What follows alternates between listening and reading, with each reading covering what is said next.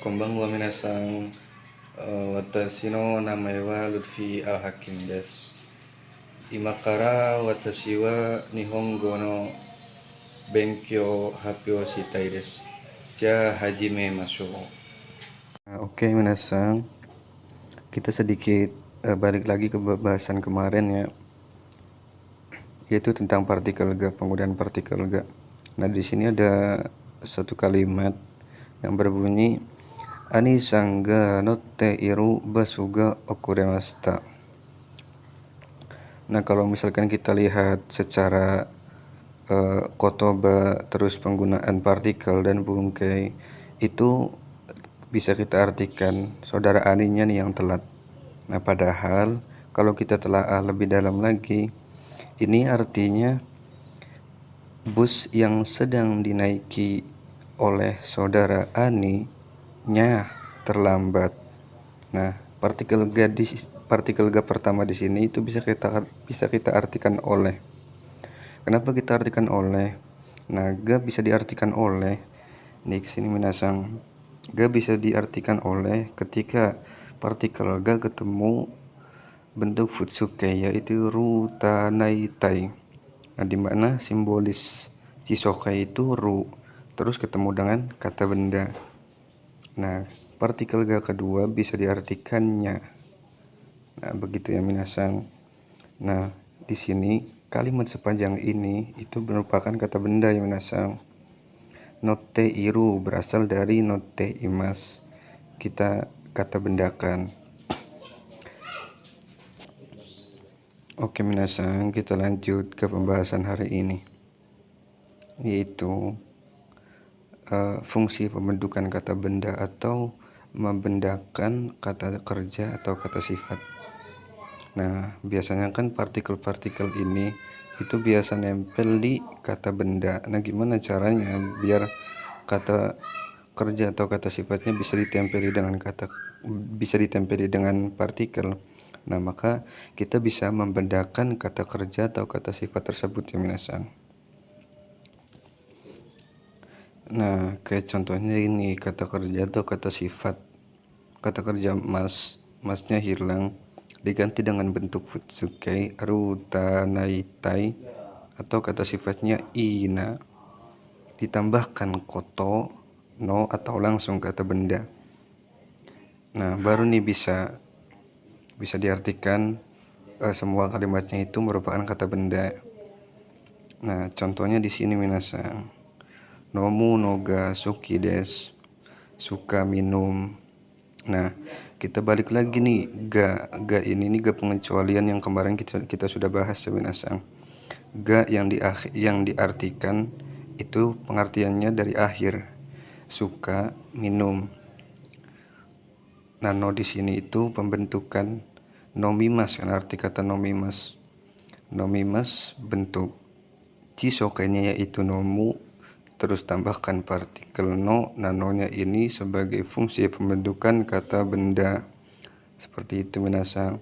Terus contoh di bawahnya ini ada taberu no o uwasoremas, lupa makan. Nah, ini juga taberu berasal dari kata tabemas. Taberu merupakan bentuk disokai, kemudian ditambahkan no o. Nah, no o ini identik dengan uwasuremas, di mana pembahasan ini sudah kita bahas pada bab 38 pada buku Minano Nihongo 2. Nah, seperti itu ya minasang. Di situ kan ada kata kerja bentuk kamus nowa, terus kata sifat des, terus noga, no-o. Nah, no-o ini berbarengan dengan wasu remas. Nah, seperti itu ya minasang. Nah, di sini juga ada nani-nani bentuk ta, kotoga arimas. Nah, ini juga merupakan kata benda. Dimana koto nih, koto terus kata kerja bentuk ta ketemu dengan koto. Nah, bisa kita sebut ini sebagai kata benda. Koto ga arimas merupakan, bisa kita terjemahkan sebagai pernah. Nah, kalau pernah biasanya identik dengan hal yang sudah pernah terjadi gitu, yaitu lampau ya minasang.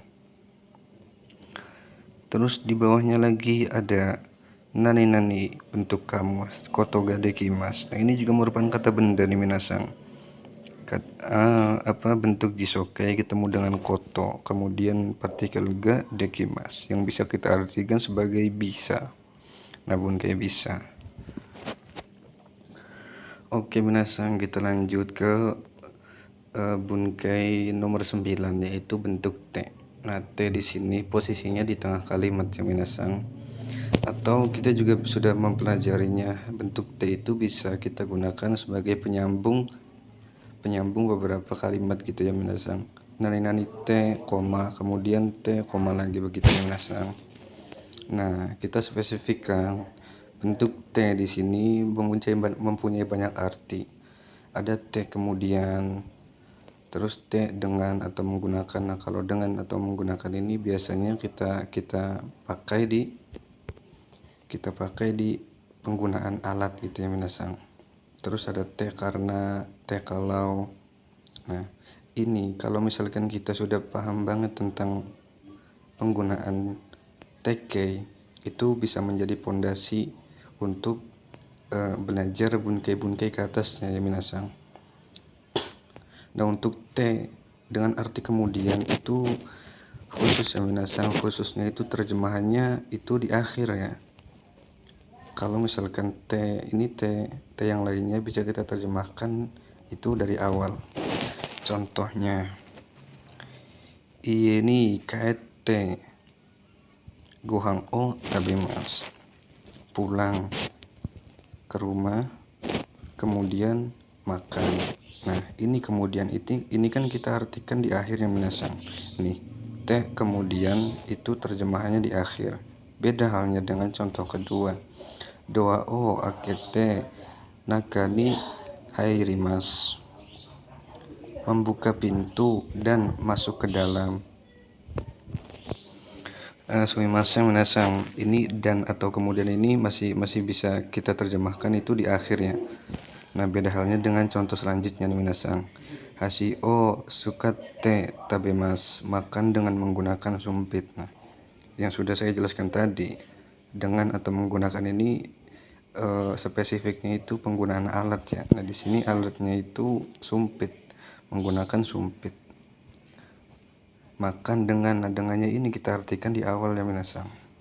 Terus contoh lagi, botan o oshite denki ga sukimasu, kalau memencet tombol ini lampunya menyala. Nah, ini T kalau nya itu kita artikan di awal. Nah, ini mirip-mirip atau bisa jadi sama dengan bentuk jidoshi. Nah, kalau jidoshi kan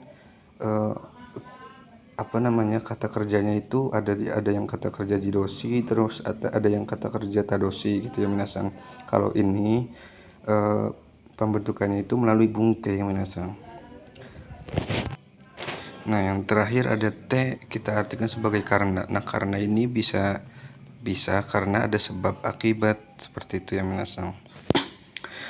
Contohnya, Netsuga ate gakkoe ikimasen, karena demam tidak pergi ke sekolah. Nah, kalau lebih sering digunakannya itu sebab akibat. Penggunaannya bisa menggunakan ini ya minasang, node gitu. Itu lebih spesifik atau lebih umum digunakan.